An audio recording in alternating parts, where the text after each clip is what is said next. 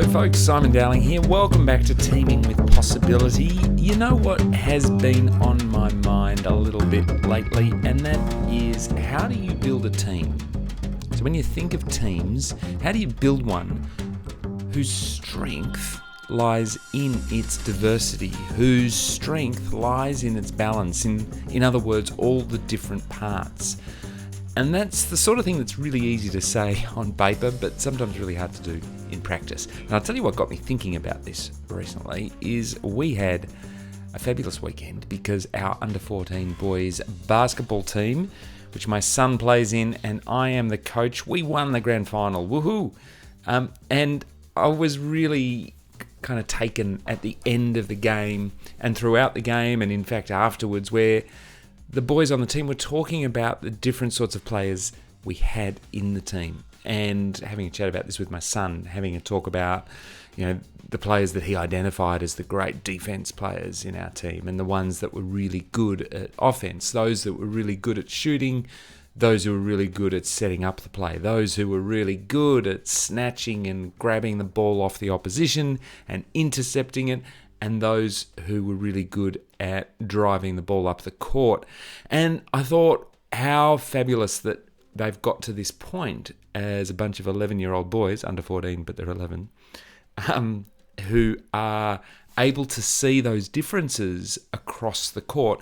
And because of that, start to actually play to those differences, start to call out for them, start to even suggest to me when I'm running the sub bench who should go on next and who we need on the court to make sure that the balance of the team is right. Wouldn't it be great if all teams were able to look at themselves in the same way? Because the beauty of something like basketball or any of these sorts of sports is that we do name these roles really clearly, like defense, offense, wing, center, and a sort of an aggressive player, a player who's great at passing, great who's reading the play. We name those things in sport, and I kind of wish that we did a little more of that in the corporate world. So that's what I wanted to reflect on in this episode, which is episode 11 of Teaming with Possibility. If you are a first-time listener to this, welcome. Great to have you here. If you are coming back for more, so good to see you again, or to be chatting with you. And please, as always, my big request is hit like, hit follow, hit something that tells the internet, the system, that this should go in front of some other people as well. So when we think of hiring for or building a team where strength comes from its diversity, I do reckon we've got to acknowledge, first of all, a real tendency, and that is that we hire towards or build towards an archetypal norm. So the archetype of our team. Some people would often talk about how we hire for cultural fit, which, while culture is important, great Peter Drucker, culture eats strategy for breakfast, culture doesn't come from just building a team of homogenous players. Like, culture can come from and should come from diversity, because without that, what we miss is diversity of thinking, diversity of perspectives, diversity of experience, diversity of thinking styles, diversity of insight and worldview, which brings, therefore, a richness to the work that we do. If we are serving a particular kind of customer, it probably really well represents the diversity across our customer base as well. In other words, allows us to grow, adds multiple elements into the mix. But what we have to acknowledge is that we tend to fall victim to the classic affinity bias, sometimes call it liking bias. So affinity bias, probably best described as birds of a feather flock together. So we like to, and we're attracted to, we like to hang out with people who are like us. And that's not necessarily something that we're very conscious of when we're hiring. It's not something we're conscious of when we choose who to put together in a team with ourselves, or who we tend to spend more time in the workplace. But rather, it's this unconscious preference. We've been hardwired that way in order to help us build and identify tribes of similarity and to create that connectedness amongst us, but not very helpful if what we're trying to build is something that is far more diverse and balanced in its strengths. So recognizing that's important. So really watching out too for those moments when people do say, hey, we have to hire for cultural fit, or we have to hire for values fit, or we have to hire for fit. There's a truth to that, but there's also a danger to it. And that is that means we're simply being lazy and hiring for what's familiar, what's obvious, and what's same, but not different. Once you have that awareness, I think really building a team whose strength comes from its diversity requires a couple of things. And the first of which is awareness and appetite. It has to start with this belief that you need balance, and it has to start with an awareness of what that balance actually represents. So if I go back to the basketball analogy, there's this kind of learned understanding that you need these different players with different strengths on them, with different preferences, with different height advantages. But by the same token, in the workplace, we've got to identify what those useful differences are. And I think there's 4 big buckets that you could think about here. There's thinking styles, so the way in which we process information, the way we look at look at the world, the way in which we analyze information, the way we scrutinize it. Then there's communication styles, which is the way we express ourselves, the way we articulate our thoughts, the way in which we create dialogue, the way in which we present information, and of course the receiving end of that as well, which is the way we listen to information, the way we interpret information. The third's behavioral styles, so that's simply the way we show up, particularly in group contexts, and also when under pressure or in stress. So understanding that different people will tend to respond based on different preferences and needs. And then finally, there's just the diversity in worldview, the diversity in experience, the diversity in skills. And I think when you're looking at your own team, you might say, how do we design or understand the kind of classic archetypes that exist within our team? If you think of the dominant players, those that really stood as, the people in our team who are representative of the kind of team we are there particular similarities there around those thinking styles, those communication preferences, those behavioral styles, those worldviews? And could we name them? So what's really useful, I think, and this is particularly if you're in the leadership role in a team or you're thinking about the design of the team, is to think about, who those people are. So I'm thinking of Sarah, and I'm thinking of Derek, and I'm thinking of Maggie, and we're working through and going, okay, those people are really representative of this team to ourselves, but also probably to the rest of our business. So what is it about them that makes them so essentially us? And kind of design what their preferences and strengths are, and then when you stand back and do that, you can then ask yourself, now, does that fit a particular kind of archetype? Is that a particular, would I give that archetype or that avatar almost a name? Is it that they're a driver? Is it that they are an analyzer? Is it that they are a strategist? Is it that they're a pioneer? Is it that they're a doer? Is it that they are an entrepreneur? Is it that they are an explorer? Is it that they are an empath? Now, this is all, I'm suggesting at this point, done as a creative activity. Like, I'm not saying that there are particular names and terms you should use, but could you come up with that organically?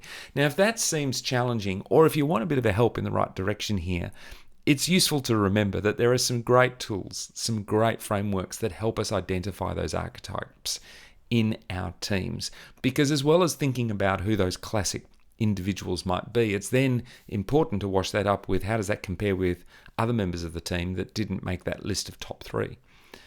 And there's a whole bunch of profiling tools. I've mentioned some of them in this podcast before, but there's 2 in particular that I think are relevant here for team archetypes. One is the Belbin Team Styles profiling tool, and that comes up with 9 different archetypes that describe the kind of people that you might typically have in your team.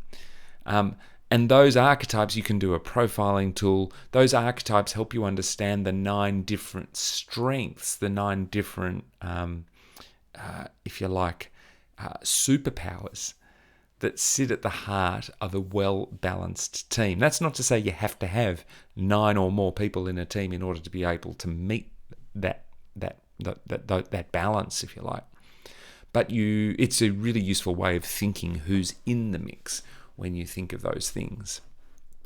Some of those profiles, you've got your plant. I've just got some on a screen here. The plant, the specialist, the monitor evaluator, the team worker, the coordinator. Now, some of those have more obvious meanings than others, but each of them is identified by virtue of what strengths they bring to the table and also what weaknesses that they are likely to have and will probably show up if that's their strength.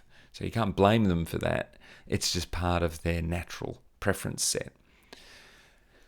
So using something like Belbin Team Styles, another version is your Gallup Strengths Finder. And the Gallup Strengths Finder is another tool for understanding what the different individual strengths are within your team or just at an individual level.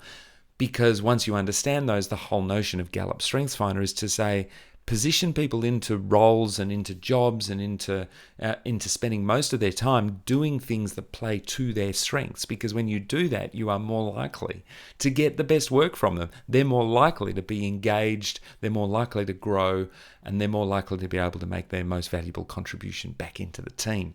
So if we do that, we can more cleverly cast people according to their strengths. So understanding the mix of strengths, whether it's through the Belbin team roles profiling tool or Gallup Strengths Finder, is a great way to then think, well, who have we got at the table? And most importantly, are we hiring towards a particular archetype and default at the moment?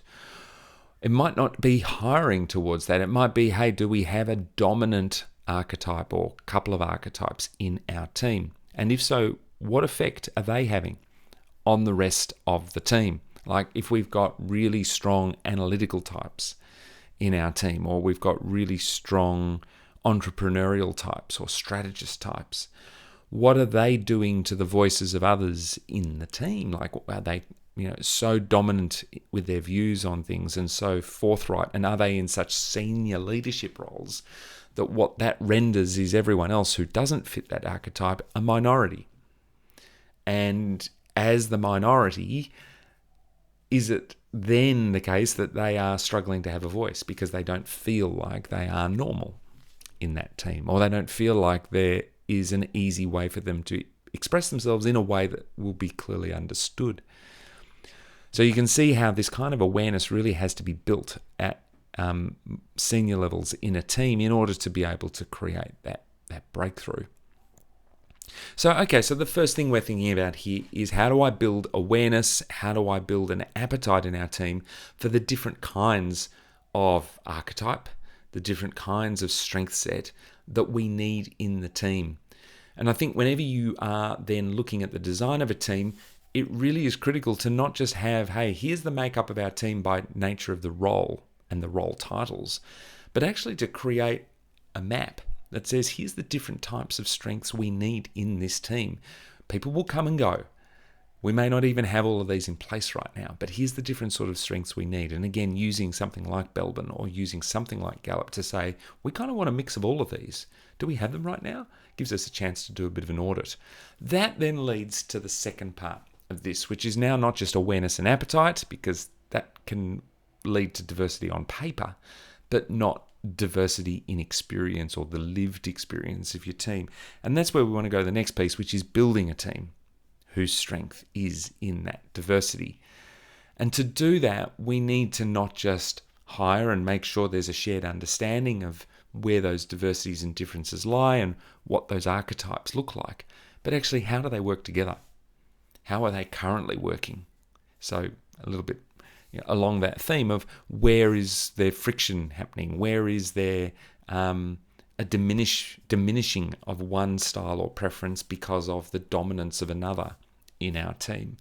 So recognizing that, where are the bits that are missing altogether? Like, are there pieces of the puzzle that just aren't there? Can we identify the gaps?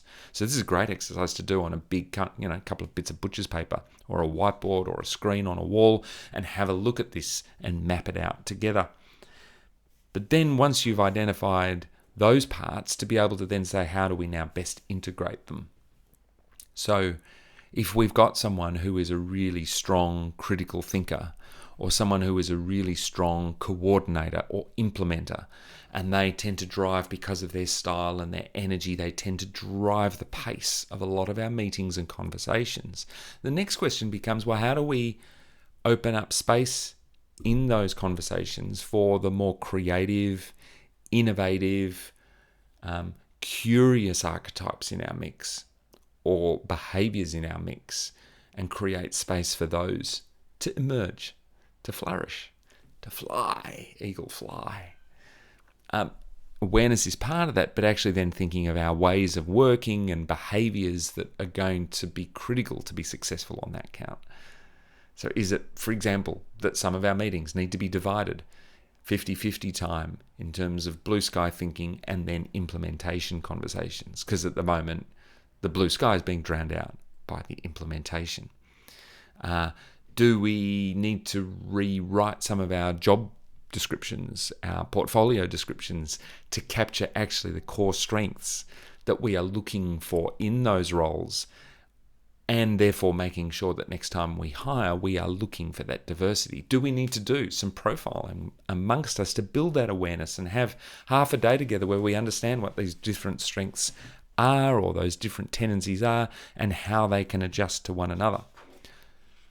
Do we need to have an honest conversation about how we sometimes irritate one another, not because we're irritating people, but because we're different, and actually embrace that conversation as part of the complexity of teams, and then talk about, well, given that irritation, here's a way of better understanding how I work. Could we, from that, actually create some user manuals?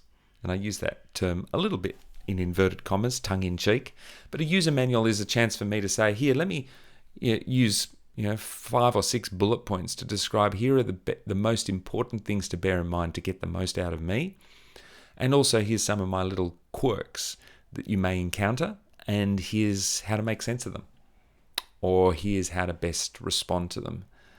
So I'm someone who is always looking for action and clarity. So as a result, when things get messy in a conversation, what you'll notice in me is I start to try and tidy it up. You'll notice in me that I start to try and turn it into a next step.